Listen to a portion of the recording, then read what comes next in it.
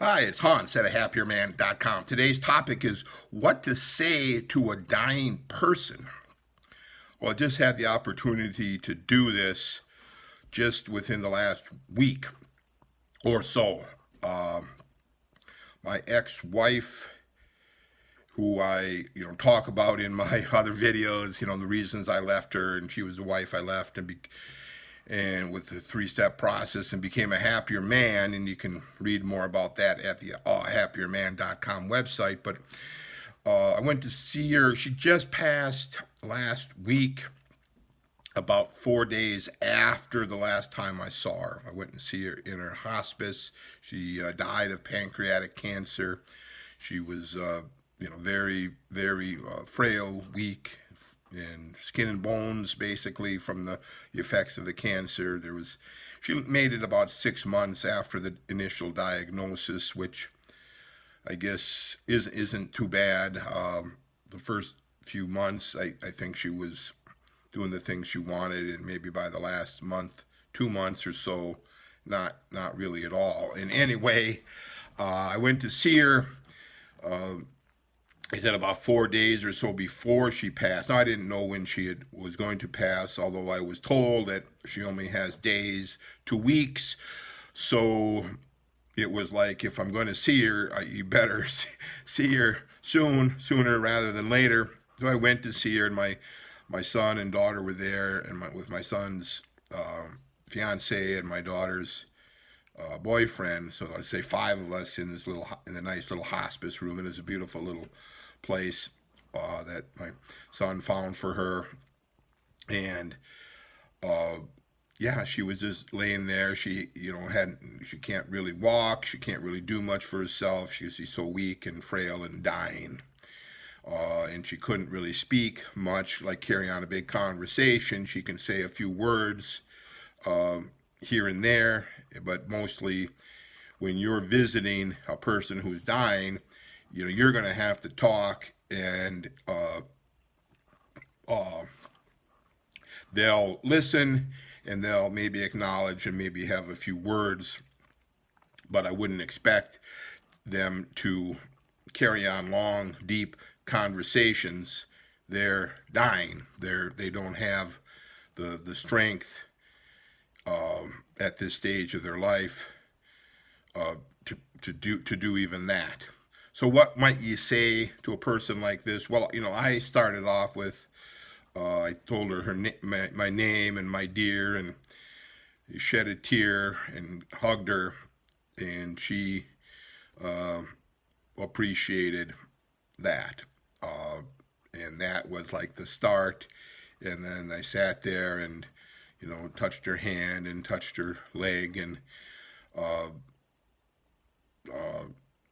said how sorry I was that she was going through all this. So I think that's a big one. Is just say hello, hug the person if they're can. Maybe they can't. Maybe you can at least lean over and give a little half hug or a little half kiss or something, just to know that the physical touch is nice. And I think that goes a long way. And incidentally, I thought that was one of the crueler aspects of the COVID lockdowns, was the not allowing people to see people in this state. But anyway, so she luckily made it to this point where her kids and her family and friends could visit her a little bit, and spend a little time with her in her moments of great need. And a person dying, that's when they are at great need. Just the normal things you might do on your own, you can't do. Uh, Everything you do, you need help. And yeah, the nurses in the hospice or the hospital or the nursing home are going to help you, but they've got all the other patients to work to help too. So, if the family and friends and other people are there to give a little hand, bring the water, set up the cup so they can drink out of it, give them a bite to eat, prop up their pillow, make sure they're comfortable, that type of thing, that helps too. So what else might you say to that person? Well, I wouldn't bring up old grievances or expect them to apologize or admit that they're wrong about something. I think that is a not necessary. They have to work on what on themselves. Probably in the deep of the night, they have, and they're trying, and they're going to be scared and wondering what's next and talking about unpleasant things. I don't think is a good idea. And certainly just mundane things, I don't think see any reason for that either. The weather or the sports or politics or old complaints about whatever. I guess I wouldn't bother with that. I wouldn't really bother too much about what your life is going unless they've always had a keen interest in what your life is going. So let's say it's your grandmother or something, she was always asking you about something in your life. Well, she probably would still appreciate you talking about that, right? If every time you saw somebody and they always were asking you about your job or your hobbies or something interesting you're doing or somebody well, you could be uh, talking about that. You might think of it as what is that person who's dying, what are some of their favorite things, and what seem to make them happy, and maybe you can talk about that. Um, but what I think the main thing you would talk about is trying to express that their life, it's about them. They their days are numbered. Their life is measured in hours and days and maybe even minutes, and they're not going to have a lot of energy to worry about you and what you're up to. They're just their life is being snuffed out, and they probably just need to focus on their own life, and they're probably worried about what lies ahead. They're probably terrorized about the potential painfulness of the dying, and they're not. Nobody has explained to them about that. Hopefully it won't be painful, but people are still gonna be terrorized of it, and they're not gonna really have any talk of, about normal things that people discuss.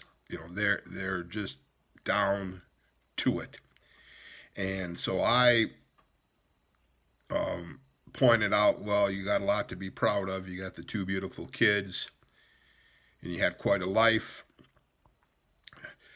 and you got nothing to.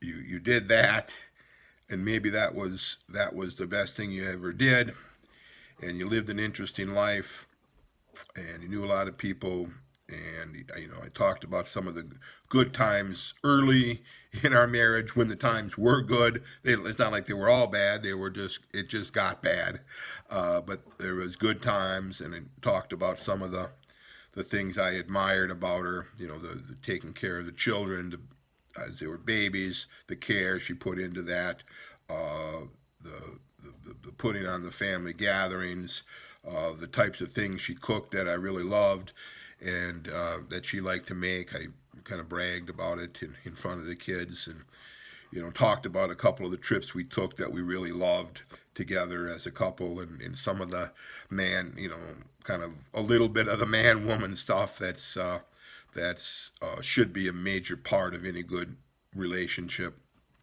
Talked about that a little bit, and I talked about how beautiful she was when we met, and her wedding day, and the years after, and how she still, even with the illness and the cancer, she still looked good.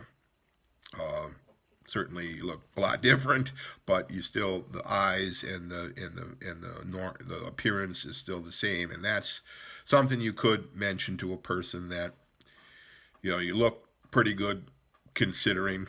That's not a bad way to think of it. And talk a little bit about the shared experience. I talked about some of the funny stories that happened over the years. I talked about some of the big things we did together as a couple, this remodeling, and then there was a point where I was trying to remember some of the tradesmen we had come in to do the work, and then I said, well, there's one guy, and I couldn't remember his name, and then she kind of spit out the name she remembered, so she was still kind of with it, had a good memory at the end, or fair memory. I don't think she remembered all the things that happened, but let's say some of the things that happened, and that was all good, and there was some good love yous all around, and it was a good night for me. I was happy to go, and she was happy. I went to see her and told other people even afterwards how happy she was, and I feel that I did a good thing by trying to comfort her, and maybe bringing it to, let's say, what I think was a very good thing that you might express to a dying person, is to tell them to not be afraid. Don't be scared. It's going to be fine.